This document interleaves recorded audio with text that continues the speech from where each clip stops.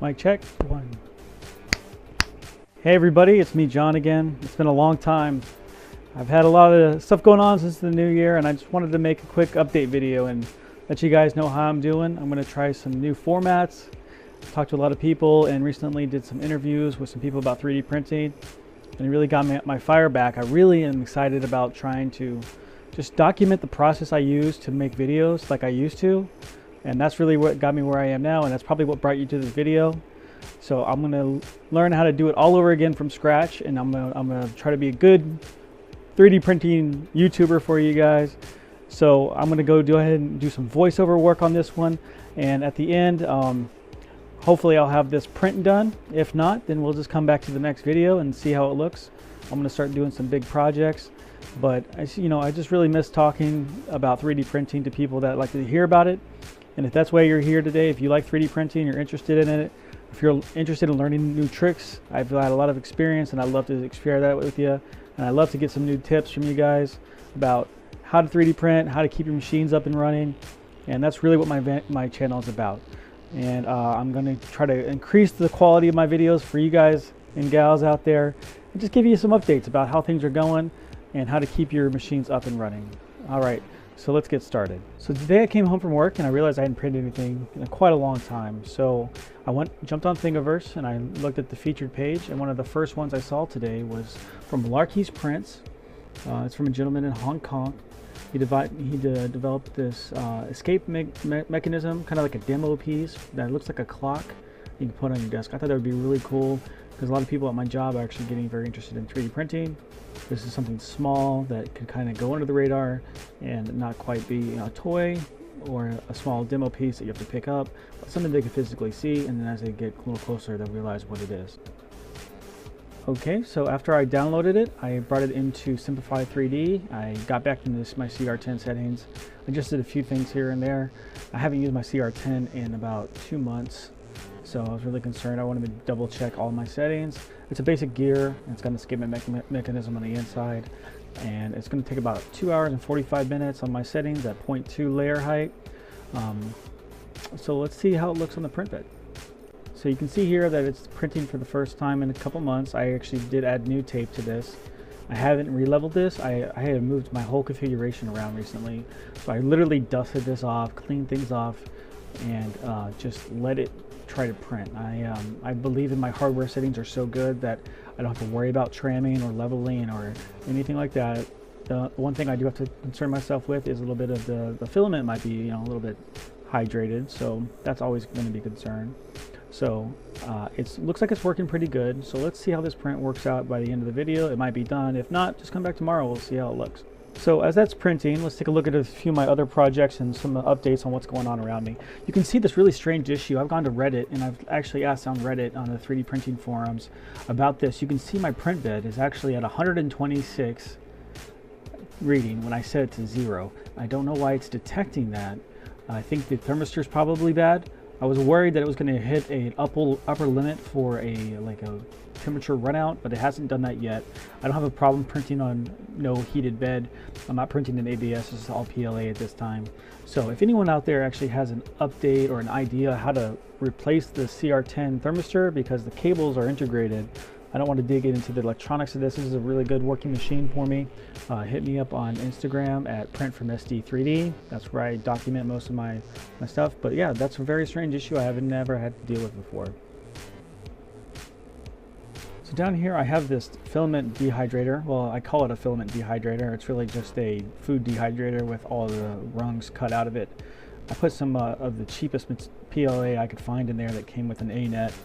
I dropped that down there to see maybe if that would actually help, because this PLA has actually had a lot of problems with blobbing. So I'm going to leave it in there for about an hour.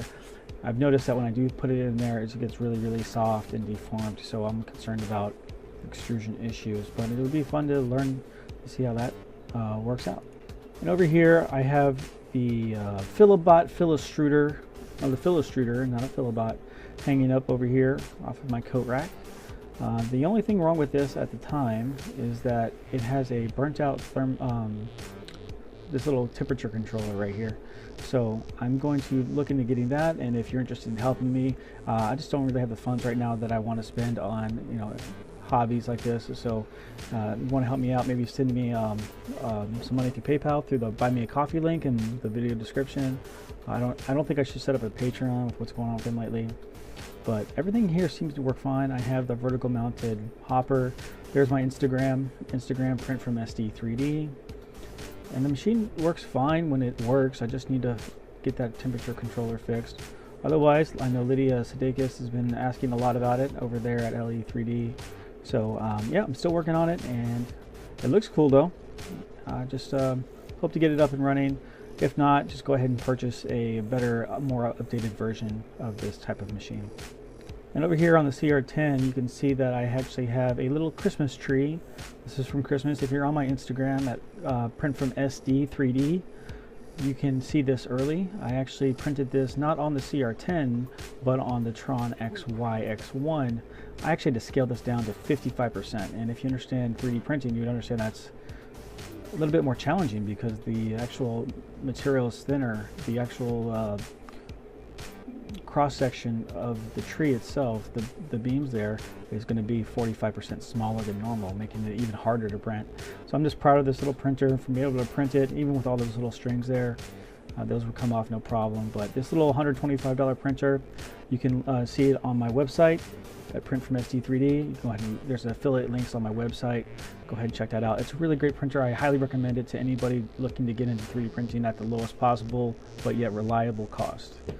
Down here on the bottom shelf next to the Tron XY, there is the Zone Star. I did receive this as a review. I still yet have to do a review. It's just that, you know, again, not a lot of time, but I did get assembled. It is a very decent printer if you're in the mid-range, but you don't really want to go all out for a dual extruder. This one works. I like that it's a mechanical bed that you have to level manually instead of using the probe. I have some upgrades here that another user on Thingiverse had designed at my request, actually, to help keep the machine square and strong, but they were really hard to install on this machine. But it's a work in progress. I think it'll be a very good machine once it's up and running. It's just that the hack nature of all the wires exposed, it makes it very hard to demonstrate this machine a lot, and the way it feeds in materials through the top, it makes it not easy while it's in a storage like this or in a on a shelf like this. So it's a good machine. You can see all these dust that I have on the side here. I just blow that away. I actually need to keep better care of my machines while they're not being used, but yeah, keep your machines nice and clean. And this really isn't a video, but this is actually something I'm doing with the community. That my local teen center, like the Boys and Girls Club, and they have a 3D printer I learned about through the library. They told me they needed some help setting up a Makerbot replicator. I have never had any experience with that, but I went over there. I walked through the steps with them step by step. We printed out a little baby shark, and then one of my little transformer face plates from Thingiverse that I designed a long time ago. They did one next after this little baby shark, and it's odd. I've never used a Makerbot, but you have to use like the phone mostly to set it up. Not my most favorite design, but hey, at least somebody's new into 3D printing now, so I think that's a good thing at least. So I really enjoy getting out there and talking to the community and teaching people about it. So that's one more 3D printer in the world that someone's not afraid of to set up. And as of wrapping up this video, this is how far the 3D print has got. It looks pretty good. As you can see that it's very good layer consistency. I set this at 75 millimeters per second. Outside's 50% of that, just to slow it down, make it really look really nice. I know that these gears, actually the teeth are really what make or break how it looks. But yeah, so it looks like it's going to be a pretty easy project, only a few pieces of hardware, and this project should be pretty cool. Stick with me until the next video and see how these things turn out. Thanks everybody for tuning in. Please subscribe and like and leave some comments. I'd like to hear back from you. Have a great day.